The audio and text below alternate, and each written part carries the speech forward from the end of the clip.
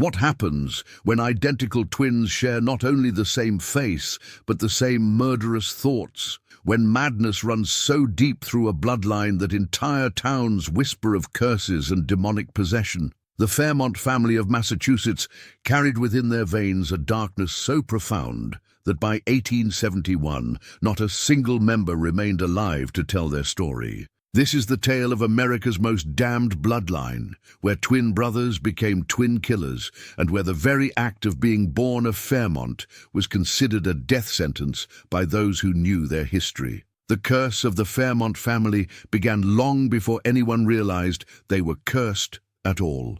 In 1844, nestled in the rolling hills of western Massachusetts, stood the Fairmont estate, a sprawling Victorian mansion that dominated the landscape like a dark cathedral against the sky. The house itself seemed to embody the family's troubled nature, with its twisted spires, shadowed windows, and gardens that grew wild despite the efforts of multiple groundskeepers who never seemed to stay longer than a few months. Cornelius Fairmont was the patriarch of this doomed dynasty, a man of considerable wealth who had made his fortune in textiles during the industrial boom of the early 19th century. To those who met him in business, Cornelius appeared to be a shrewd but honorable gentleman, always impeccably dressed and possessed of the kind of quiet confidence that comes with generations of inherited privilege. But within the walls of his estate, Cornelius was a very different man. His wife, Evangeline, had been one of the most beautiful women in Massachusetts when they married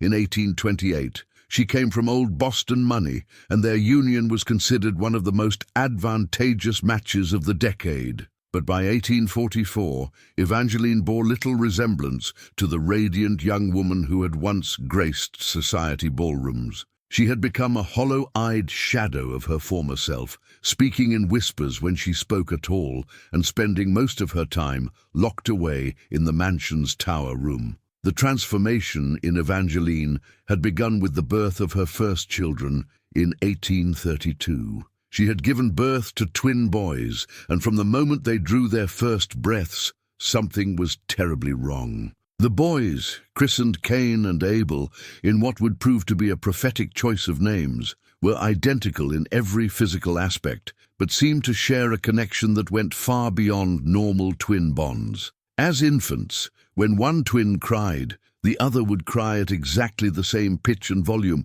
creating an eerie harmony that unnerved even the most experienced nursemaids. When one was fed, the other would refuse food until his brother was satisfied. Most disturbing of all, they seemed to communicate without words, exchanging glances that conveyed complex thoughts and emotions no infant should be capable of understanding. The boys' strange behavior only intensified as they grew older. By the age of 5, they had developed their own private language that consisted of whispers, gestures, and sounds that no adult could decipher. They moved through the house like a single entity, split into two bodies, always knowing where the other was, always appearing together when called, always finishing each other's sentences in their mysterious twin tongue. Cornelius initially dismissed his son's peculiar behavior as an amusing quirk that would fade as they matured. He hired private tutors and insisted that the boys receive the finest education money could buy.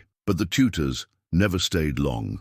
They reported that attempting to teach the Fairmont twins was like trying to educate a single mind that happened to inhabit two bodies. The boys would answer questions in unison, complete assignments with identical handwriting, and demonstrate knowledge that neither had been taught. More troubling were the incidents that began occurring around the twins' 7th birthday. Household staff started reporting strange accidents and unexplained events. A stable hand fell from the hayloft and broke his neck after claiming he had been pushed by invisible hands. A kitchen maid was found dead in the pantry, apparently strangled, though no one could explain how or why. A gardener disappeared entirely, leaving behind only his tools and a patch of disturbed earth where he had been working. The twins were present at or near the scene of each incident, but they were always together, always providing perfect alibis for each other. When questioned by their parents or the local constable,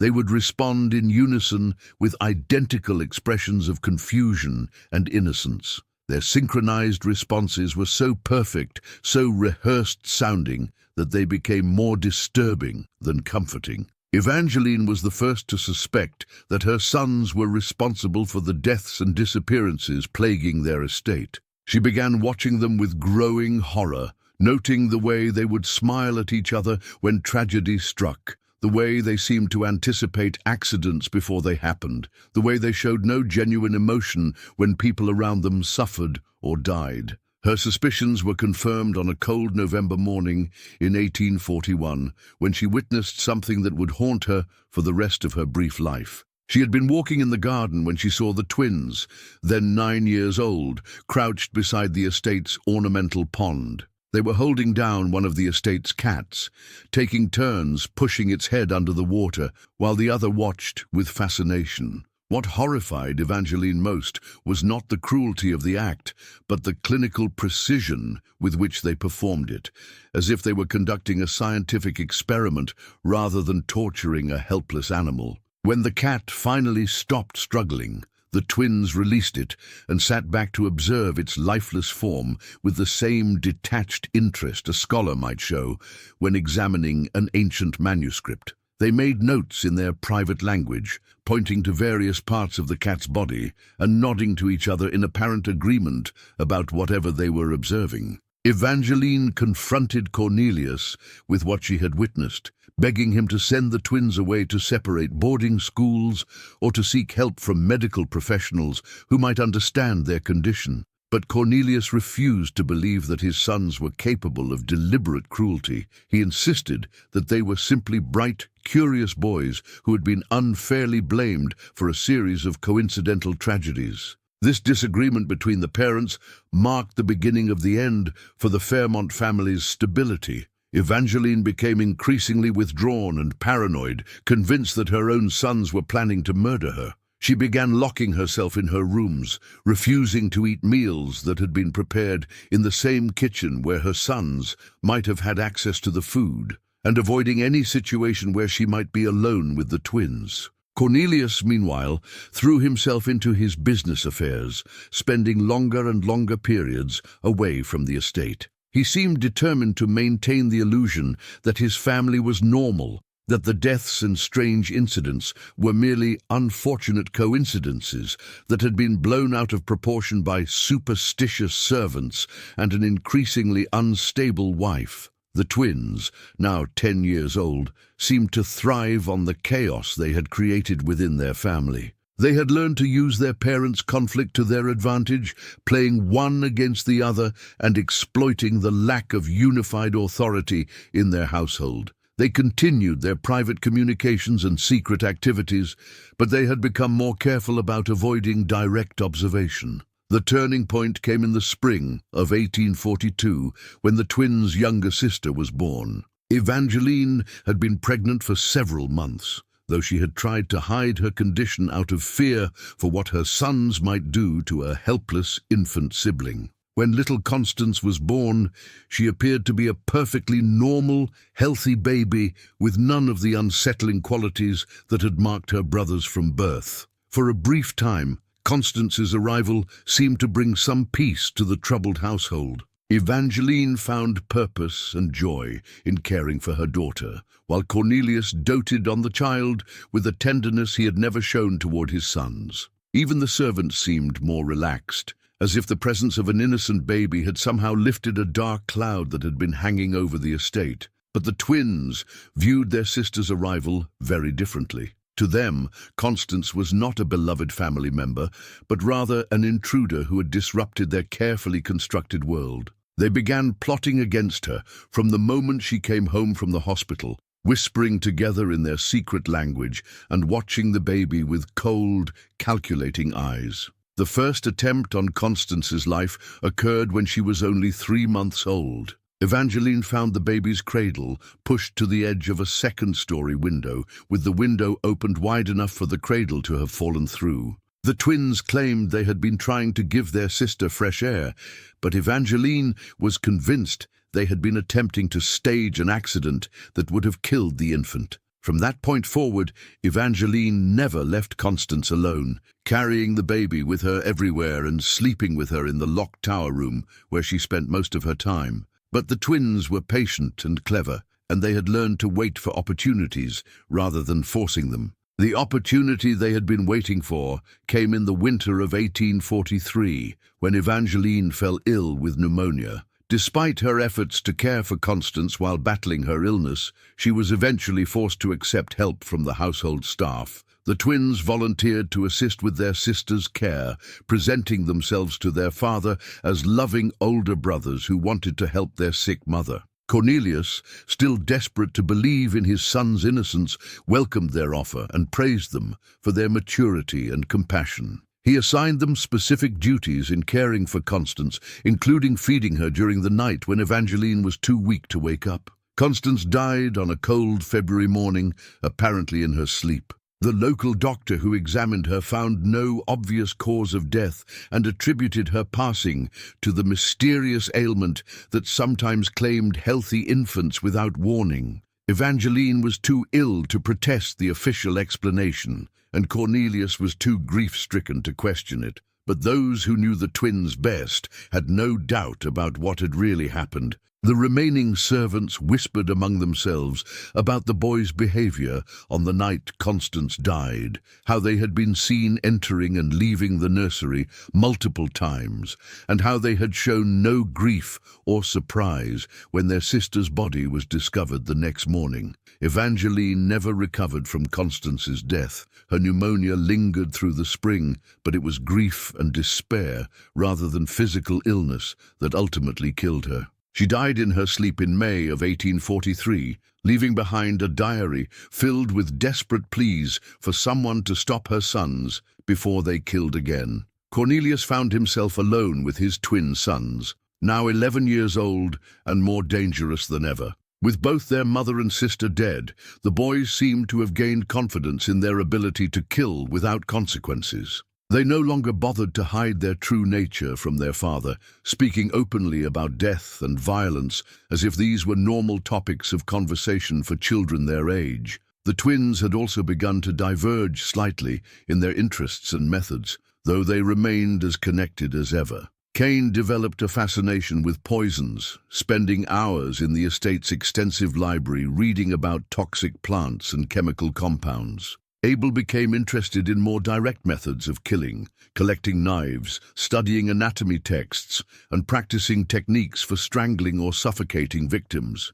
Despite their different specialties, the twins continued to work together on their murderous activities. They had learned to coordinate their efforts so effectively that they could commit crimes that would have been impossible for a single person to accomplish. They could provide alibis for each other, corroborate false stories, and eliminate witnesses with a precision that would have impressed professional assassins. The body count around the Fairmont estate continued to rise throughout 1844 and 1845. Servants disappeared or died in suspicious accidents. Delivery men who came to the estate sometimes never returned home. Even visitors who came to conduct business with Cornelius occasionally vanished without explanation. The local authorities were baffled by the pattern of deaths and disappearances centered around the Fairmont estate. They had no experience dealing with serial killers, particularly child serial killers, and they lacked the investigative techniques that might have helped them connect the twins to the crimes. Most of the victims were transient workers or social outcasts whose disappearances were not immediately noticed or thoroughly investigated. Cornelius was aware that something was terribly wrong, but he seemed powerless to stop it. He had lost his wife and daughter, his estate was becoming known throughout the region as a cursed place, and his business interests were suffering as partners and clients became reluctant to associate with the Fairmont name. Yet he could not bring himself to acknowledge that his own sons were responsible for the horror that had consumed his life. The twins, meanwhile, were approaching adolescence, and their violent tendencies were becoming more sophisticated and more difficult to control. They had begun leaving their estate to hunt for victims in the surrounding towns and countryside, traveling together on horseback and returning home with blood on their clothes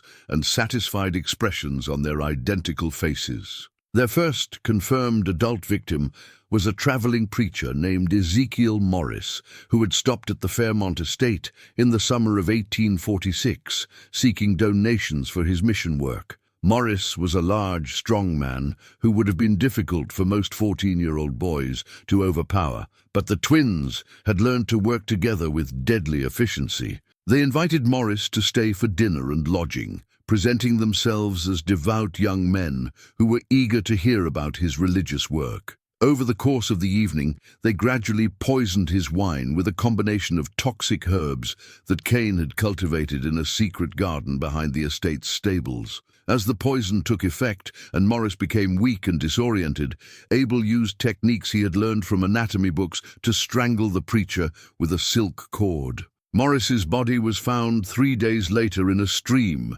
several miles from the Fairmont estate. The local constable ruled his death an accident, assuming that the preacher had fallen from his horse while crossing the stream and had drowned. The twins had positioned the body carefully to support this explanation, and they had disposed of Morris's horse and belongings so thoroughly that no evidence connected his death to their estate. This success emboldened the twins to attempt more ambitious crimes. They began targeting wealthy travelers who might be carrying significant amounts of money or valuable goods. They developed elaborate schemes for luring victims to their estate, killing them efficiently, and disposing of the evidence so thoroughly that the crimes often went undetected for weeks or months. By 1847, when the twins were 15 years old, they had become accomplished killers who had claimed at least 20 victims. They had also begun to attract attention from people who specialized in understanding the darker aspects of human nature. A professor of medicine from Harvard University named Dr. Aldrich Whitmore had been studying reports of the unusual deaths and disappearances in the Fairmont area, and he had developed a theory about what might be causing them. Dr. Whitmore believed that the Fairmont twins represented a rare but documented phenomenon in which identical twins developed a shared psychopathic personality that was more dangerous than anything a single individual could achieve. He theorized that their identical genetics and shared experiences had created a kind of doubled madness that fed on itself and grew stronger over time. In the fall of 1847, Dr. Whitmore traveled to the Fairmont estate to meet the twins and study their behavior.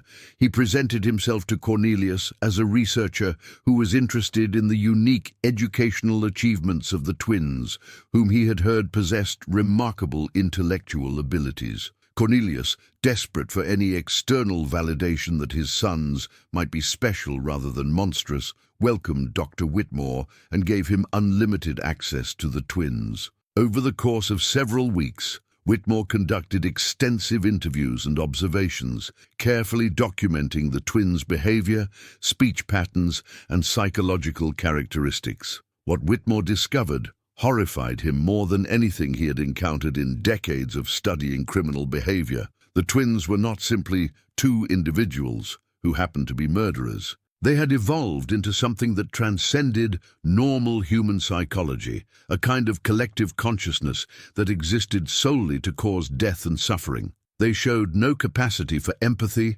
remorse, or genuine human emotion. They were incapable of forming normal relationships with other people, viewing every human being they encountered as either a potential victim or a useful tool. Most disturbing of all, they seemed to be aware of their own monstrous nature and took pride in their ability to kill without being caught or punished. Dr. Whitmore's interviews revealed that the twins had developed a complex philosophy that justified their actions. They believed that they were superior beings who had the right to determine who lived and who died. They saw killing not as a crime, but as a natural expression of their inherent superiority over ordinary humans. The twins also revealed to Whitmore that they had been planning their father's death for several years. They intended to inherit his estate and use their wealth to expand their killing activities on a much larger scale. They spoke of traveling to major cities where they could claim hundreds of victims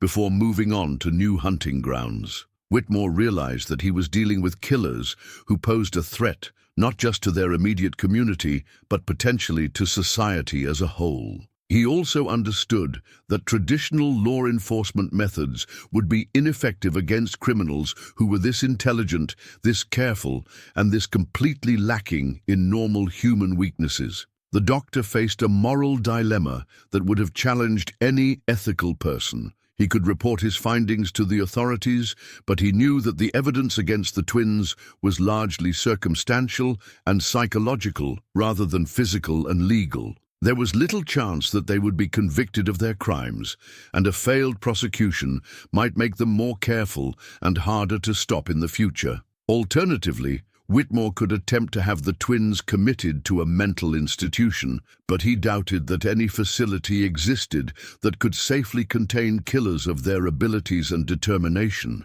They would likely escape or manipulate their way to freedom, possibly leaving a trail of dead doctors and nurses in their wake. The decision Whitmore made would haunt him for the rest of his life, but he believed it was the only option that might prevent the twins from claiming hundreds or thousands of future victims. On a cold December night in 1847, Dr. Whitmore set fire to the Fairmont estate while the twins were sleeping in their beds. The fire spread quickly through the old wooden structure, and by the time the local fire brigade arrived, the entire mansion was engulfed in flames. Cornelius had been visiting business associates in Boston and was not present when the fire occurred. The twins' bodies were found in their bedroom, apparently overcome by smoke, before they could escape. Dr. Whitmore had expected to feel relief or satisfaction at having eliminated such dangerous criminals, but instead he found himself consumed by guilt and horror at what he had done. He had committed murder, regardless of how he tried to justify his actions, and he had done so without giving his victims any opportunity for redemption or rehabilitation. The official investigation into the fire concluded that it had been caused by a faulty chimney, and Dr. Whitmore was never suspected of arson or murder. But he found it impossible to continue his research or his teaching, knowing what he had done. He resigned his position at Harvard and disappeared into obscurity, leaving behind only his private notes about the Fairmont twins as evidence of what had really happened. Cornelius returned home to find his estate destroyed and his sons dead. The loss finally broke the psychological barriers that had prevented him from acknowledging his son's true nature. He spent his remaining years obsessively researching his family's history, trying to understand how such evil could have emerged from his bloodline. What Cornelius discovered in old family records and genealogical documents convinced him that the twins had not been an isolated aberration, but rather the culmination of generations of inherited madness. The Fairmont family tree was filled with suicides, mysterious deaths, unexplained disappearances, and individuals who had been quietly committed to private asylums for violent or irrational behavior. Going back nearly 2 centuries, Cornelius found evidence of Fairmont family members who'd been accused of witchcraft, murder, and other serious crimes. Most of these accusations had been dismissed or covered up through the family's wealth and influence, but the pattern was unmistakable. The Fairmont bloodline carried within it some kind of genetic or spiritual curse that produced monsters in every generation. The most disturbing discovery in Cornelius's research was a series of letters written by his own grandfather in the 1770s. These letters described experiences very similar to what Cornelius had witnessed with his own sons. His grandfather had fathered twin boys who had displayed the same unsettling behavior, the same apparent psychic connection, and the same murderous tendencies that had characterized Cain and Abel. According to the letters, these earlier twins had also killed multiple victims before they themselves died under mysterious circumstances. The letters suggested that someone had poisoned both boys simultaneously, though the identity of their killer was never revealed. The grandfather had concluded that the twins' death was divine justice, a punishment sent by God to prevent them from spreading their evil further. Cornelius realized that he was likely the last surviving member of the Fairmont bloodline, and he was determined to ensure that the family's curse died with him. He never married again, never fathered any more children, and spent his remaining wealth funding research into the nature of inherited criminality and mental illness. The final entry in Cornelius's private journal, written shortly before his death in 1871, revealed his belief that the Fairmont family had been marked by some kind of supernatural curse that could only be broken by the complete extinction of the bloodline. He expressed hope that his death would finally end the cycle of violence and madness that had plagued his family for generations. Cornelius died alone in a rented room in Boston, having sold off all his remaining property and donated most of his wealth to charitable causes. His death marked the official end of the Fairmont family line, though rumors and legends about the cursed bloodline continued to circulate throughout New England for decades. The site where the Fairmont estate once stood remained empty for many years, as local residents were convinced that the land itself had been contaminated by the evil that had occurred there. Eventually, the property was sold to developers who built a small residential neighborhood on the site, but even today, more than a century later, the area has an unusually high rate of unexplained accidents, mysterious illnesses, and psychological problems among its residents. Some researchers have attempted to verify Dr. Whitmore's account of the Fairmont twins, but most of his private papers were destroyed after his death, and official records from the period are incomplete or missing. The story has become part of local folklore, told and retold with increasing embellishment over the generations. Modern psychologists who have studied the available evidence about the Fairmont case have developed various theories about what might have caused the twins' behavior. Some believe they suffered from a rare form of shared psychotic disorder